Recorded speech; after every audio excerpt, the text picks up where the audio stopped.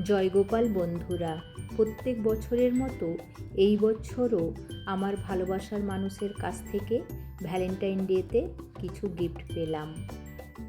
বহু বছর পর এই চকলেটটা খেলাম। নুন ঝাল মিষ্টি, দারুণ টেস্ট। ট্রেনে বিক্রি করছিল, আপনাদের দাদা নিয়ে এসেছে। সকালেই চলে এলাম দুর্গাপুরের চণ্ডীদাস মার্কেটে। আজ মহাশিবরাত্রি, তাই পুজোর বাজার করতে এলাম। বাজারে আজ খুব ভিড়।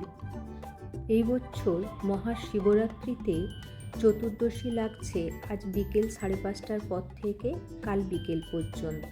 যে যার সুবিধা মতো মহাদেবের পুজো দিতে পারবে।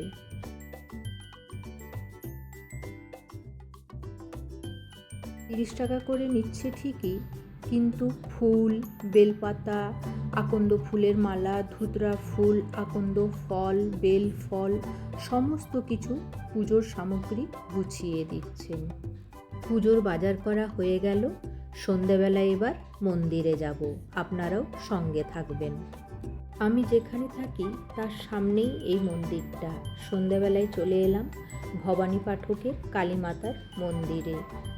গেটের বাইরের থেকেই লাইন ছিল, আমিও এসে লাইনেই দাঁড়িয়ে পড়লাম। লাইনটা দেখেই আপনারা বুঝতে পারবেন কত মানুষের ভিড়। এই বছর চতুর্দশী বিকেল 5:30টার পর লেগেছে, তো তাই সন্ধেবেলার ভিড়টা বেশি। দেখুন, মন্দিরের ভেতরেও ফুল, বেলপাতা, মালা সব কিছু পাওয়া যাচ্ছে। যাক, অনেকক্ষণ দাঁড়ানোর পর এবার মন্দিরের সামনে এলাম। এবার ভেতরে যাই।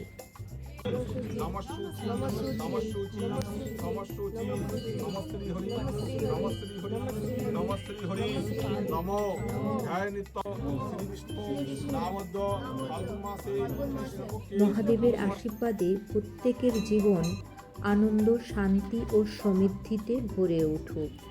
যাক, খুব ভালোভাবে পুজো হয়ে গেল। এবার চলুন পুরো মন্দির চত্বরটা আপনাদেরকে একবার ঘুরিয়ে দেখিয়ে দিই।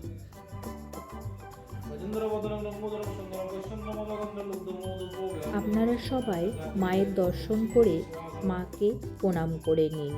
এই সেই ঐতিহাসিক ভবানী পাঠকের কালী মাতার মন্দির। আমার এই ভিডিওটি আপনাদের কেমন লাগলো তা অবশ্যই জানাবেন। যদি ভালো লেগে থাকে তাহলে ভিডিওটিতে একটি লাইক আর আমার হ্যাপি মম চ্যানেলটা সাবস্ক্রাইব করে দেবেন। আজ এখানেই শেষ করছি বন্ধুরা। সকলে খুব ভালো থাকবেন, সুস্থ থাকবেন। পরের একটা ব্লগে আবার আপনাদের সঙ্গে দেখা হবে।